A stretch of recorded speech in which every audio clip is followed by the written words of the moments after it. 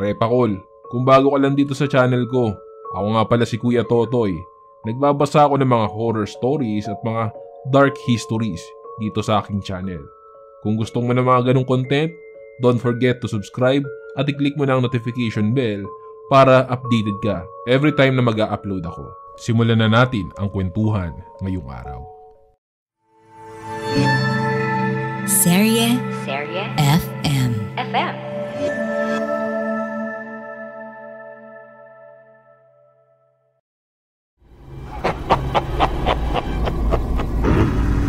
Ibigay mo na sa amin yung hawak mong posporo. Kung ayaw mong masaktan, papapaligiran ka na namin, Ka-Manuel. Ibigay mo na yung posporo kung ayaw mong mamatay.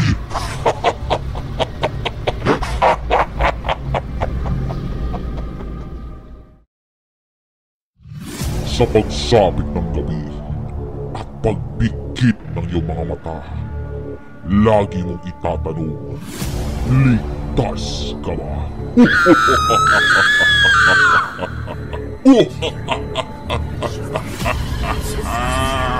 Kilang Tapidol Horror Stories. Magandang araw po sa inyong Kuya Totoy. Ang kwentong ito ay totoong karanasan ni Ka-Manuel. Isa siyang magsasaka na nakatira sa probinsya ng Masbate. Hindi ko na lamang po sasabihin ang eksaktong baryo kung saan siya naroroon. Noong mga panahong iyon ay hindi pa uso ang mga debatong panindi. Hindi kagaya nitong kasalukuyan nating panahon na marami na ang modernong panindi. Taong 1989, El Nino na mga panahong iyon. Ang mga pananim ay hindi na umaabot pa sa rurok ng pagsibol dahil kulang sa tubig.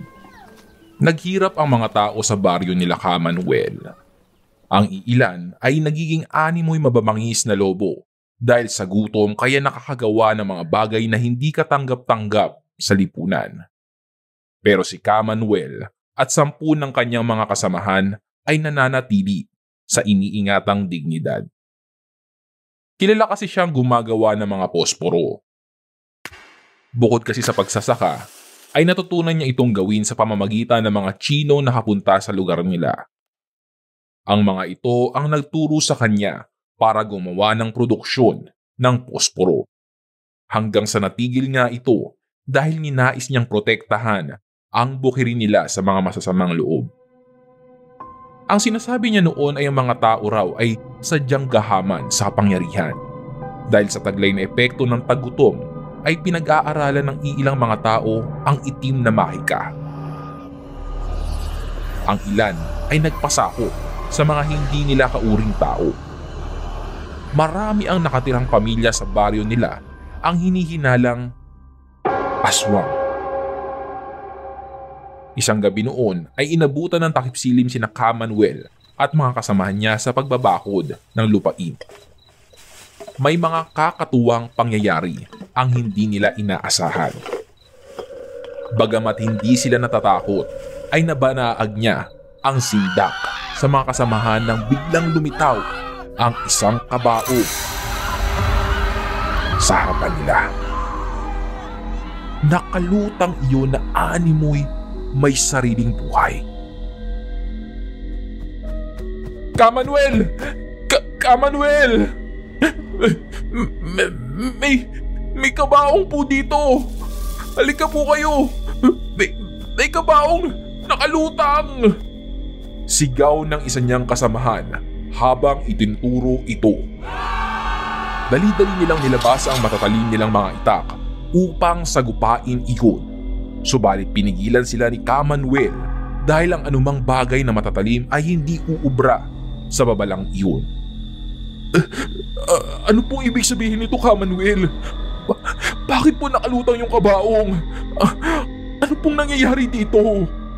Pagtatakang tanong ng isa niyang kasamahan. At sinabihan daw ito ni Ka-Manuel na, "Mga kasamahan, Isa itong babala.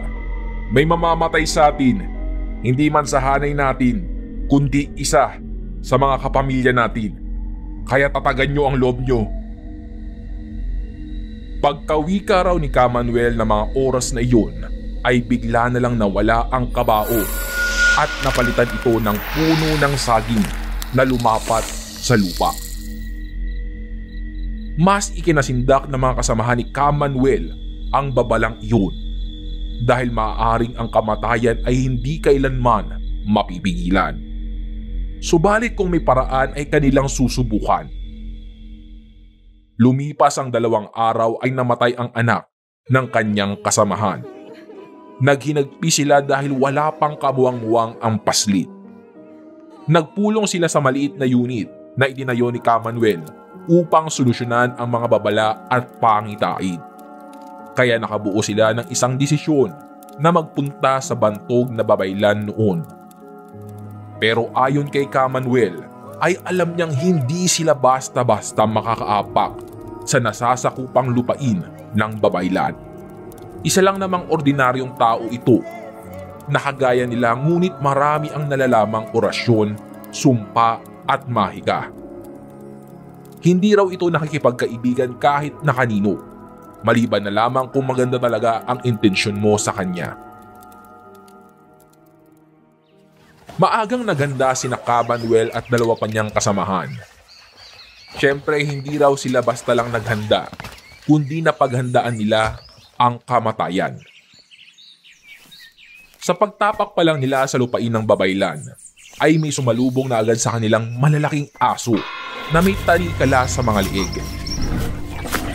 Mababangis ang mga ito, kaya kaagad na binunot ng kasamahan niya ang nag-iisa nilang pistol. Pinaputukan ng isa, ngunit hindi tinamaan. Kilabot ang nararamdaman ng mga oras na iyon dahil malalakas ang mga asong iyon. Walang panlaban sa mga iyon kundi laman ng tao lamang.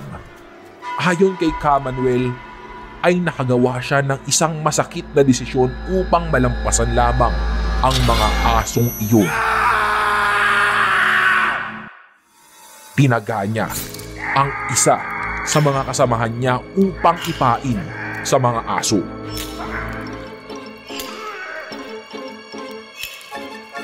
Hindi na nagulat ang isa niyang kasamahan dahil simula pa lang pag-alis nila ay napag-usapan na nila ang pagsasakripisyo ng kanilang mga buhay. Hindi nga sila nagkamali dahil nang ihagis nila ang dugo ang katawan ng kasamahan ay agad itong nilantakan ng mga gutom na mga aso. Dali-dali silang umiskapo sa lugar na yun. Hanggang sa nakarating nga sila mismo sa hinihinalang bahay ng babaylan. Ang bahay na payak ay nakatindig sa malaking bato sa tabi ng malaking kahoy ng balete. Magmula nga roon sa pintong kahoy ay bumungad sa kanila ang matandang nakasuot lamang ng formal na damit. Normal lang ang itsura nito. Hindi mo raw malalaman na ito ang babaylan. Iba kasi ang iniisip nila noong mga panahong iyon na ang itsura ng babaylan ay mahaba ang buhok na nakasuot ng makalumang damit. Tinitigan lang sila nito at pagkakuhay, nagsalita na halatang paos ang boses. Anong itinatayo-tayo niyo riyan? Halina kayo at pumasok na't baka maabutan pa kayo ng mga aso kong gutom. Nasa malayo pa lang kayo ay alam ko namang maganda ang hangarin niyo. Kaya sige, paglalaanan ko kayo ng panahon ko. Hindi na nga raw sila nagulat sa sinabi ni Tot na hulaan pa nga ang ginawa nila. Nang makapasok na sila sa loob ay normal din ang kalooban ng bahay. Sinabi na nga nila ang talagang pakay nila. Naintindihan ito ng babaylan kaya may hiningi ito kay Kamanuel. Ang kanyang dalang posporo. Kaagad itong ibinigay ni Kamanuel. Pagkatapos ay naghintay sila ng ilang oras. Nang lumabas ang babaylan sa isang silid na sagrado, ay muling ibinigay sa kanya ang posporo. Subalit nagliliwanag ang mga liha nito sa tagiliran. Ang sabi ng babaylan ay matinding orasyon at dasal ang ibinasbas niya sa kaha ng posporo. Bawat kiskis ng palito sa mga liha nito ay maglalabas ito ng bagsik na liwanag na maaaring umanong makakagapi sa babala o kahit ano pa mang mga nilalang na hindi normal. Pagkatapos nila magpasalamat sa babaylan ay binasbasan pa sila nito ng proteksyon sa mga alaga nitong aso.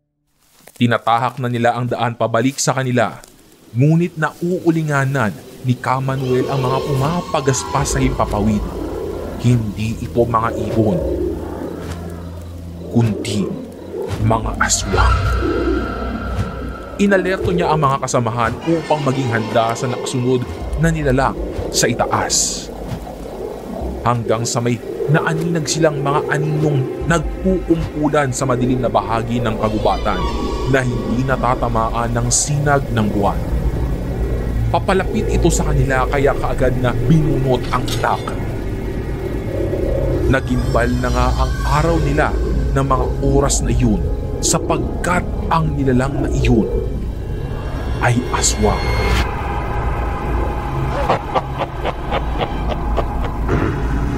Ibigay mo na sa amin yang hawak mong posporo. Kung ayaw mong masaktan, mapapaligiran ka na namin, Ka-Manuel. Ibigay mo na yung posporo kung ayaw mong mamatay.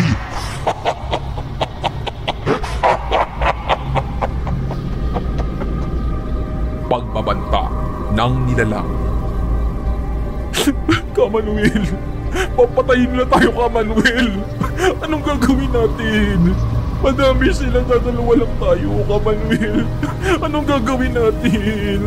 Gusto ko pang mabuhay. Hinihintay pa ako ng pamilya ko, Ka-Manuel. Sabi ng kasamahan ni Ka-Manuel na mapabakas mo sa kanyang mukha ang matinding gilabot. Kitang-kita ng mga mata nila ang mababagsik na anyo nito, pero malakas na nagsalita si Ka-Manuel. Eto ba? Eto ba gusto nyo? Etong posporo ko? Kunin nyo kung kaya nyo. Hindi ko ibibigay sa inyo to. Mamamatay muna ako bago nyo makuha sa akin to. Mga hangal kayo. Hindi ako natatakot sa inyo. Papatayin nyo ako? Wala namang mawawala sa akin eh. Sige, lumapit kayo. Subukan nyo akong patayin. Pero siguraduhin nyo lang na hindi na ako humihinga bago nyo ako iwan. Kasi kung hindi, babalikan ko kayong lahat. At papatayin ko kayo lahat. Uubusin ko kayo. Mga halimaw kayo. Paghahamon na may halong lakas ng loob ni Ka-Manuel. Bilib din naman ako sa tapangan mo, Ka-Manuel. Pero wala yang magagawa. Napapaligiran ka na namin. Marami kami. Nag-iisa ka ng malakas. At yung kasama mo, tuwag na.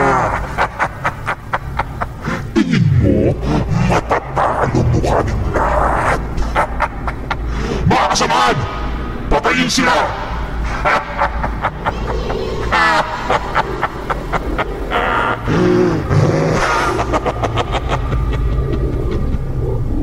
Pare, tumakbo ka na. Ako na bahala dito. Sabi ni Ka-Manuel. Pero Ka-Manuel, hindi kita pwedeng iwan. Sabi ng kasamahan niya. Huwag ka mag-alala sa akin. Kaya ko na mag-isa to. Sige na, mauna ka na. Takbo! Sabi ni Ka-Manuel. Talagang may pagkamayabang ka, Ka-Manuel. Pero hindi ka ubra sa amin.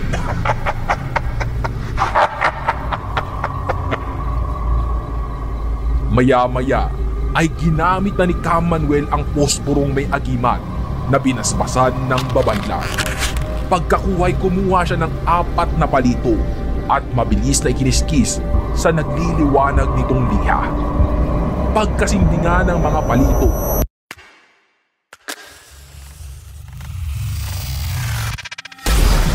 ay naglabas ito ng mga nakakasilaw na liwanag. Halos masunog ang mga balat ng aswang. Eksakto nasa harapan na nila ang mga aswang dahil nauna itong sumugod. Segundo lang ang pagitan ng pagtaga sa mga ulo ng mga aswang at kaagad na bumalik ito sa anyong tao. Pero wala nang buhay ang mga ito. Hindi pa tayo tapos, Kamanuel!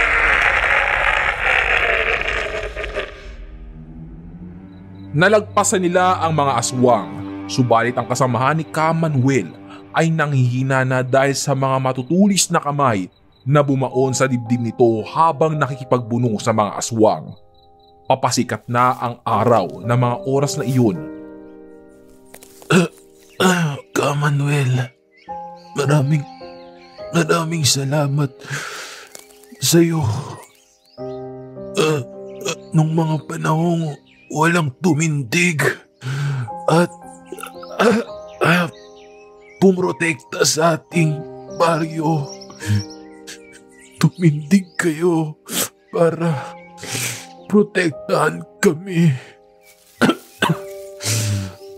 Maraming salamat, Kamanuel.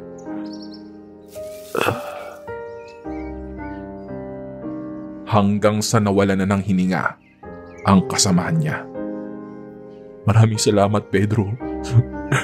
Nagtiwala ka sa akin. Sumalangit nawa ang iyong kaluluwa.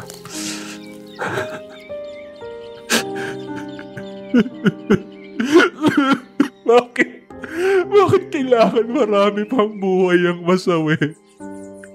Bakit?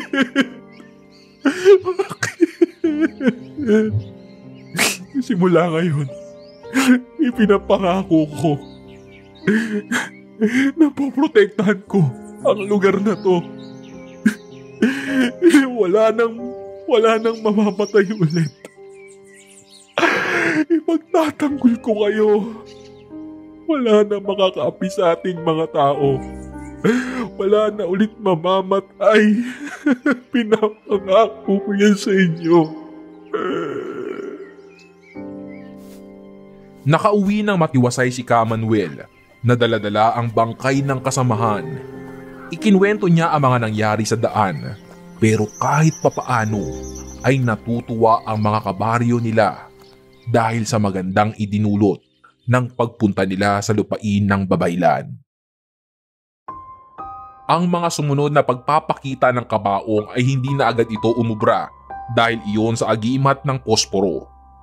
Magpahanggang ngayon ay naroon pa rin ang posporong akin namang nakita na dahil ipinakita sa akin ito ni Kamanuel, ang aking lolo.